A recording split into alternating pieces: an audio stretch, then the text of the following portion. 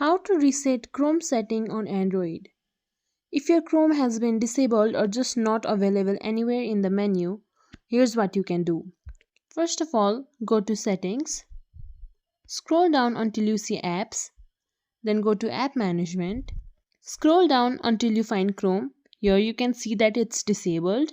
Click on it. You can see an Enable button here. Press it.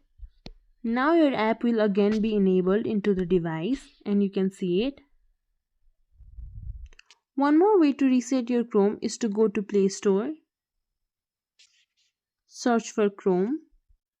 Here check if any update is available. If there is, then update your app and everything will go back to normal.